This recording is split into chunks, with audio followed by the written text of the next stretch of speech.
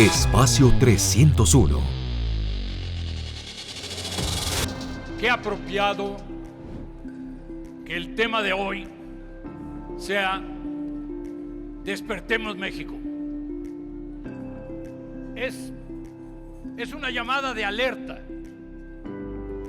es una llamada de alarma, una llamada a ponernos las pilas, una llamada para recuperar el tiempo y cuando menos una parte de las oportunidades perdidas hasta ahora.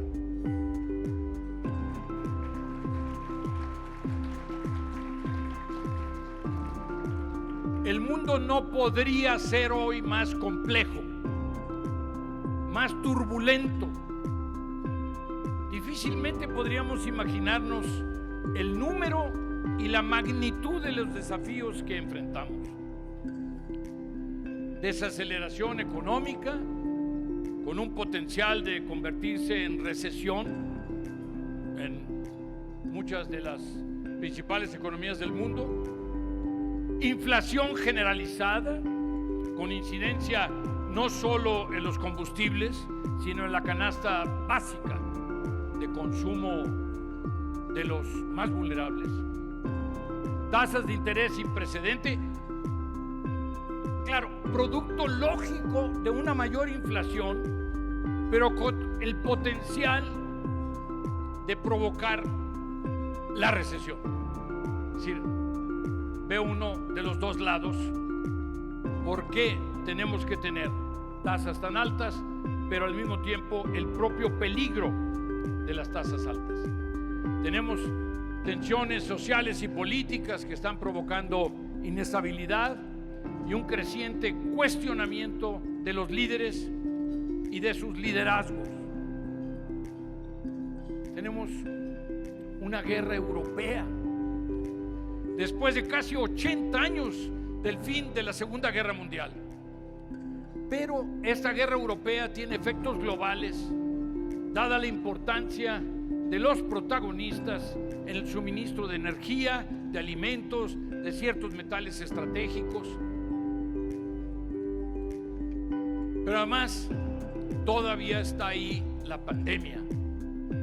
La pandemia que se niega a darse por vencida, que sigue ocasionando muertes, hospitalizaciones, contagios, decrecimiento económico y costos. Y tenemos una creciente brecha entre países desarrollados y en desarrollo y crecientes desigualdades dentro de cada país. Unas peligrosas, cada vez mayores tensiones entre China y los Estados Unidos empezaron con lo comercial, pero se están agravando diariamente y hoy amenazan la paz y la estabilidad del mundo. Tenemos cada vez más brutales, más dramáticas evidencias de los efectos del cambio climático, sequías, inundaciones, temperaturas récord. La deforestación, el deterioro de la biodiversidad, de los océanos.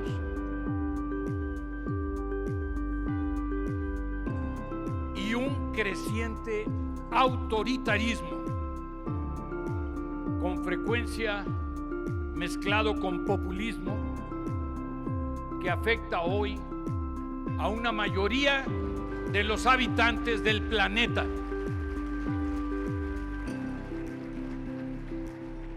Ese es el contexto en que vivimos hoy. Y tenemos un México cada vez más conectado con y por lo tanto afectado por estas circunstancias. Porque mientras más conectados, pues más nos afecta los efectos de la globalización. Ese contexto internacional nos obligaría a enfrentar estos desafíos cada vez más unidos. Recordemos, la unión hace la fuerza. nos obligaría a definir las políticas públicas solo después de amplios diálogos con los sectores involucrados. Nos obligaría a que el gobierno no solo esté dispuesto a escuchar, sino que consultar y escuchar se convierta en una forma de ser, en una forma de vida, y a que la sociedad toda siente que puede y por lo tanto debe levantar su voz para participar en la formulación de las decisiones que le afectan a la propia sociedad. Es decir, una vida en democracia plena para ser un país más fuerte, más influyente, más justo. Hoy tenemos aquí a la plana mayor de los líderes del país: empresarios, partidos políticos, gremios, sociedad civil, financieros, miembros de los tres poderes y de los tres niveles de gobierno, por cierto, representantes de los medios, analistas, comentaristas de lo que pasa en México. Y ante este auditorio vale entonces preguntarnos si los diferentes segmentos de la sociedad mexicana han sido un interlocutor efectivo del gobierno, si han levantado la voz para apoyar ciertos actos del gobierno, pero también para oponerse a otros, para quejarse, o cuando menos para exponer clara y abiertamente sus preocupaciones sobre las políticas públicas y sus consecuencias. Y además, preguntarnos si se ha logrado traducir esas preocupaciones y sus causas a la opinión pública. Y finalmente, si la opinión pública captó el mensaje y lo entendió. Cuando se recortan los recursos para las becas, para la ciencia, para la cultura, para el deporte, para los jóvenes, para el desarrollo tecnológico, para el INE, para los reguladores autónomos, para las propias dependencias del gobierno, cuando hay desabasto de medicinas, cuando se reduce el acceso a los servicios de salud, cuando el Estado y el Congreso asignan grandes cantidades de recursos para proyectos, para programas que no son prioritarios para la sociedad. ¿Cómo ha respondido la sociedad misma?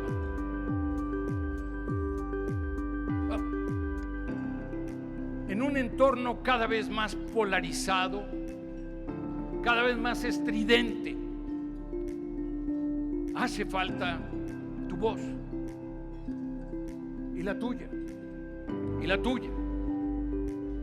Se extraña la opinión firme, organizada, razonada y razonable de la sociedad del país. Son ustedes un ingrediente fundamental del diálogo que debe existir con el gobierno. Aun cuando el propio gobierno no lo haya solicitado, inclusive cuando haya señalado que no lo desea, o cuando parezca ignorar esos esfuerzos de diálogo. Es indispensable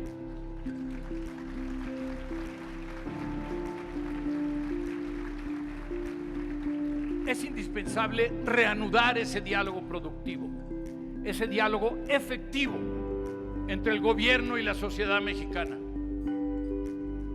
El contexto internacional lo exige y la realidad nacional lo hace imperativo. Lamentablemente, hoy parece más bien un diálogo de sordos. Y como podríamos esperar, los resultados no podrían ser más desalentadores. Los temas de dicho diálogo o de dicho debate, si no hay un acuerdo inmediato, suenan familiares. Los encabezados parecen ser los mismos de siempre. Pero amigos, el tiempo cuenta. Y si estos asuntos son desatendidos o son objeto de malas políticas, los problemas crecen, estallan, se transforman en crisis.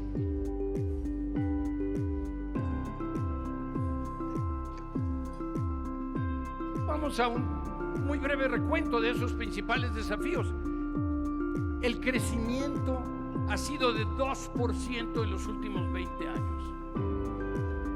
Quiere decir que este problema no es de este gobierno, por cierto. 2% en los últimos 20 años. En esta administración vamos a crecer cerca de 0. Pero el problema es que, de acuerdo a las proyecciones de 40 analistas independientes consultados por el Banco de México, los próximos 10 años vamos a crecer al 2%. Entonces 20 más 10 más estos 6, pues ya llevamos más de 30 años por abajo del 2% en promedio. Preocupante, totalmente insuficiente, porque tendríamos que crecer al icónico 5%, pero durante 50 años para emparejarnos. Han faltado inversiones, que son la semilla del crecimiento futuro y que dependen de la confianza. Y ha faltado confianza, y en tal virtud han faltado inversiones. Al final del sexenio que terminó en el año 2000, crecimos al 7% y sin crisis sexenal. Sí se puede. No quiero sugerir de ninguna manera que era en virtud del secretario de Hacienda de entonces, ni mucho menos.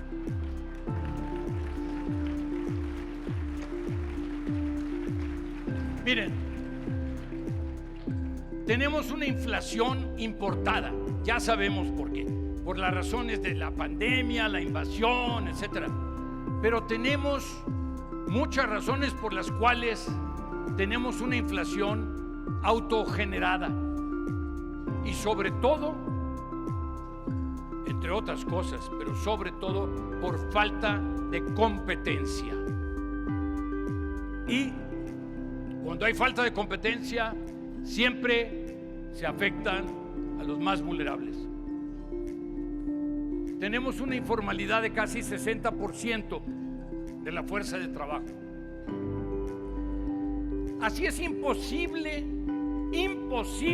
capacitar, digitalizar, modernizar a los trabajadores para enfrentar a un mercado laboral que será cada vez más digital y cada vez más tecnológico.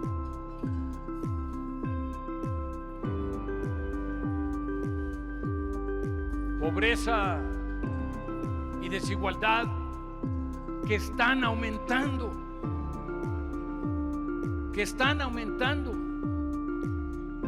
Casi la mitad de la población está en situación de pobreza, de ellos una quinta parte está en pobreza extrema. Pero además, en los últimos 3 o 4 años aumentó en 4 millones la población que está en pobreza. Y por otro lado, México no es el país más pobre, pero sí es uno de los más desiguales del mundo. América Latina es el continente más desigual del mundo y México lamentablemente no es la excepción. En México la participación de las mujeres en el mercado laboral es de solo 45% contra el 77% de los hombres. El 10% de la población concentra un 79% de la riqueza del país. Sí, pero además las desigualdades, además de económicas, son sociales, de acceso a la vivienda, a los servicios.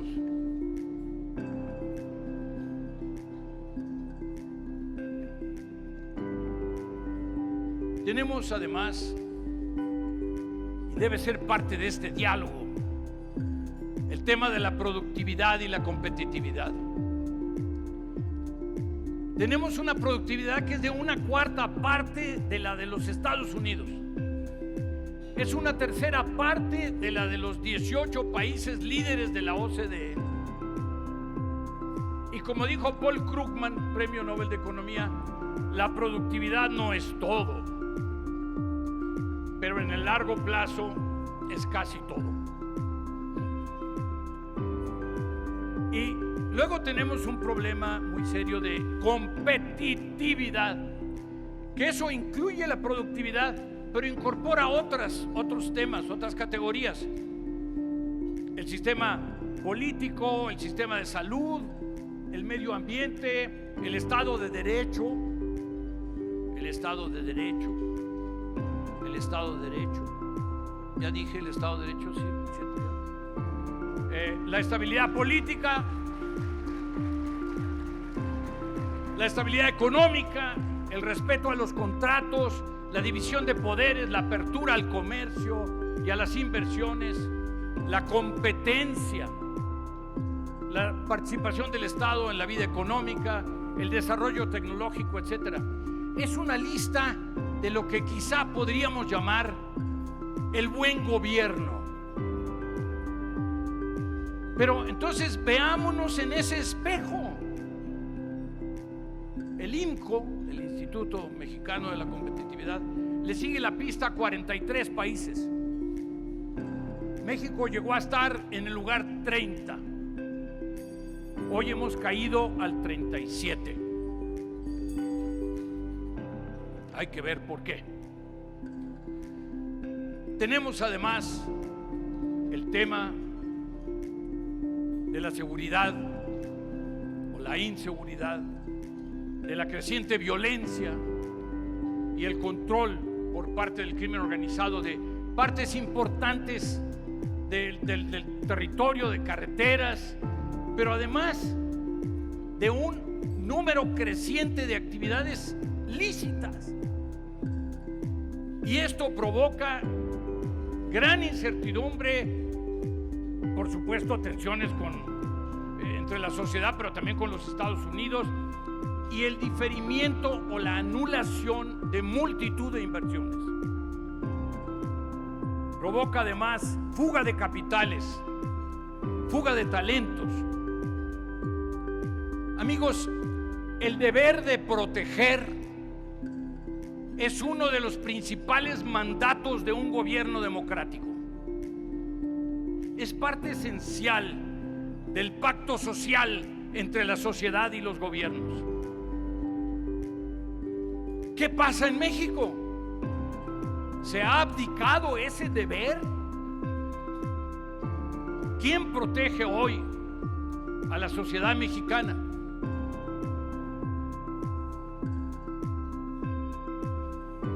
Pero después tenemos el problema del gobierno chiquito. Si solo captamos de ingresos no petroleros el 18% del PIB, esta es la mitad del promedio de lo que captan los países de la OCDE, pero es 1/3 parte de lo que captan países como Francia y como Dinamarca, que nos los ponen con mucha frecuencia de ejemplo. Es decir, hay que ser como Dinamarca o como Francia, ¿verdad? Y tener todos estos servicios públicos y todo lo demás. Bueno, pues ¿cómo lo vamos a hacer si captamos 1/3 parte de lo que ellos captan? Y por eso es que en México tenemos tan poca flexibilidad fiscal. ¿Y por qué? Para apoyar algunos proyectos prioritarios y algunas empresas públicas como Pemex o como la CFE, se requiere descobijar a prácticamente todo el resto del sector público.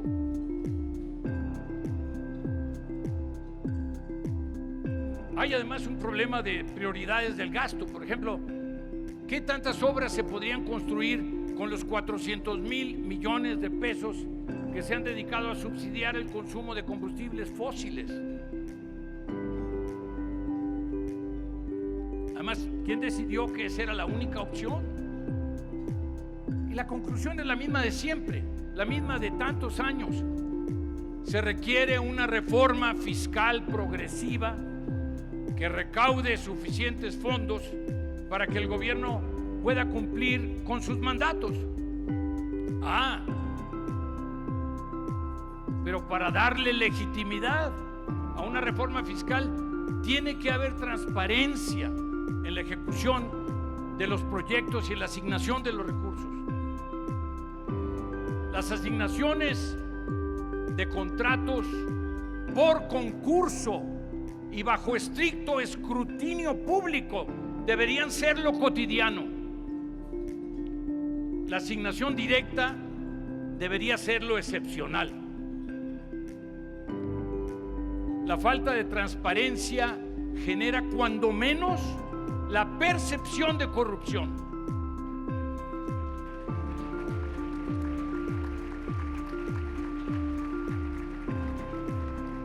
Y recordemos, amigos, no hay ningún grupo humano que sea genéticamente más honrado o más corrupto que otro. No existe ninguna etnia, ninguna nacionalidad que sean más corruptos que otros. Lo que hay que tener son sistemas que sin distinciones detecten, identifiquen y sancionen a los que cometan o intenten cometer actos de corrupción. Y entonces esos actos de corrupción se van a reducir. Miren, hemos dado una serie de razones que todas inciden lamentablemente en el hecho de que cuando hablamos de ratings del nivel de México respecto del nivel de riesgo de México, pues todos entendemos las implicaciones de que por todas las razones enunciadas estemos en peligro de perder el grado de inversión para México por la situación de Pemex, de CFE, etcétera. Las consecuencias serían muy serias para el gobierno.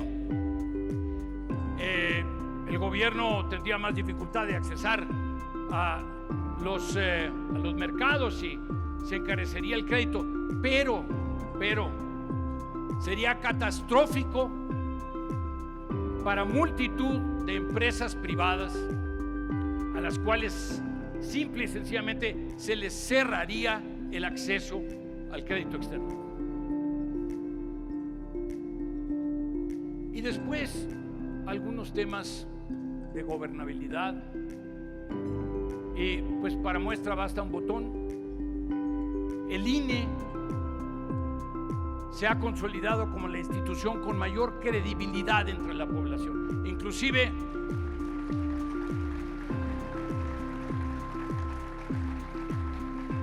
usamos la tarjeta del INE para identificación en todas partes, incluyendo en los bancos, en fin. El servicio que el INE le da a México de definir las reglas electorales y de medir y decidir objetivamente quién ganó las elecciones es absolutamente invaluable. Los que nos acordamos de cómo era antes, muchos de ustedes son muy jóvenes y entonces quizá no vivieron esa época, pero se trata de un factor clave en la calidad de nuestra democracia. Y hay que asegurarse de que el INE seguirá sirviendo a los mexicanos y de que contará con los recursos necesarios para hacerlo.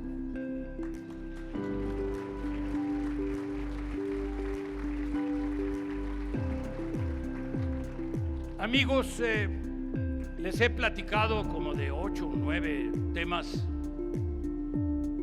Decía yo que no son temas nuevos, pero que son algunos temas que cambian, y además la urgencia y la emergencia del día de hoy aceleran la importancia. Son los temas en los cuales uno esperaría que la sociedad mexicana alce su voz de manera permanente. Pero hay otro que es especialmente crucial en la coyuntura de hoy. El tema de las quejas de nuestros socios del TEMEC sobre la política energética y la respuesta del gobierno a esas quejas. Estamos hablando de que el comercio exterior representa el 78% del PIB, 400,000 millones de dólares de exportaciones solamente a los Estados Unidos, 7 millones de empleos directos, indirectos y agrícolas, inversiones por decenas de miles de millones de dólares. Y además, recordemos que en un acuerdo de libre comercio el país pequeño se beneficia más. Y tal es el caso de México. Nosotros somos el país pequeño. Se trata de diferencias técnicas, económicas, comerciales. No deben abordarse como temas de soberanía.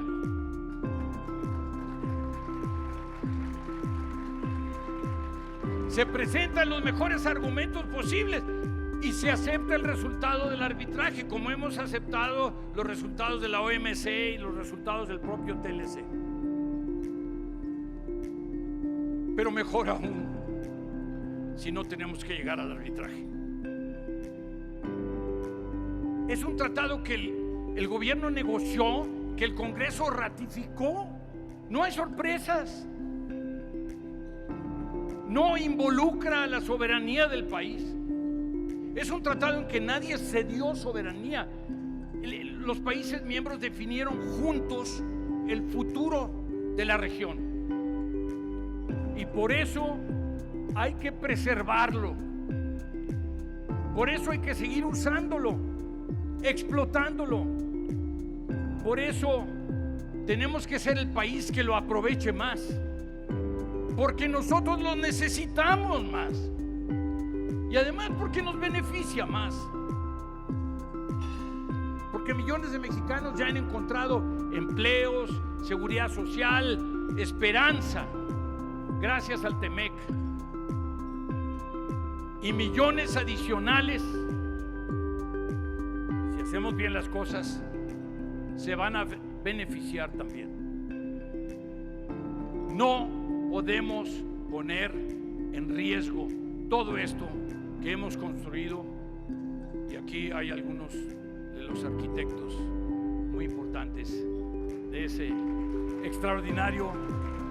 extraordinaria construcción. Amigos, dadas las cada día más graves diferencias entre Estados Unidos y China, y entre Europa y China, y entre Japón y China, surgen oportunidades para atraer aún más inversiones a México. El nearshoring o el friendshoring, ese parece que lo inventaron para México. Parece estar hecho a la medida de México. Y es por lo tanto el peor momento para tener disputas comerciales. Lo que hay que hacer es aprovechar esas oportunidades. No hay que espantar a la clientela.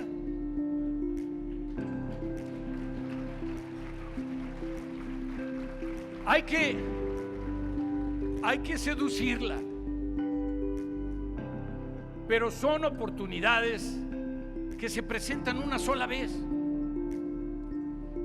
y las oportunidades perdidas pertenecen en el lado del pasivo del balance.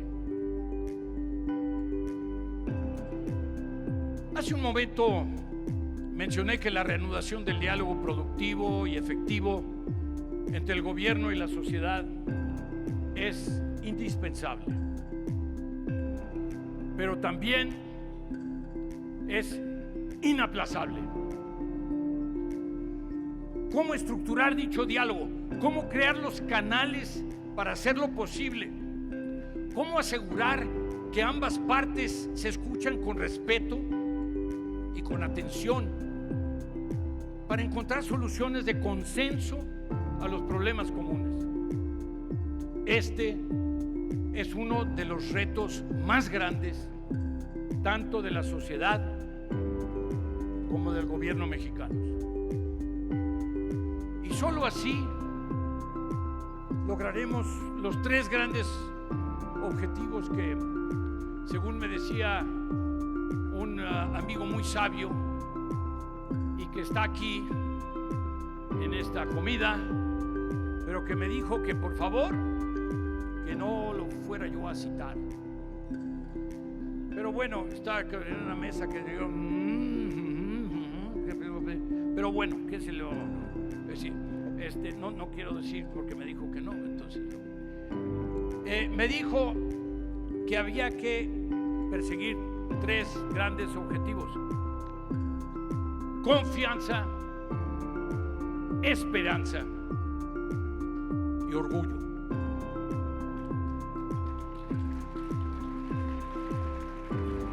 Confianza de las clases medias, de los agentes económicos en general y de los inversionistas, tanto nacionales como extranjeros en particular.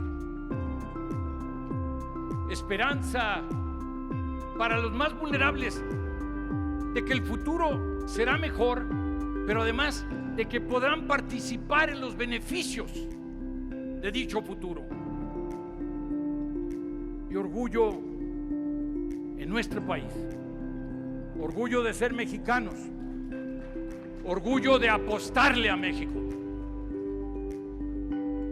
Se lo debemos a quienes nos heredaron este maravilloso país, pero sobre todo a las generaciones futuras, a quienes nosotros, los que estamos aquí reunidos, estamos obligados a heredarles un México mejor. Despertemos, México. Gracias.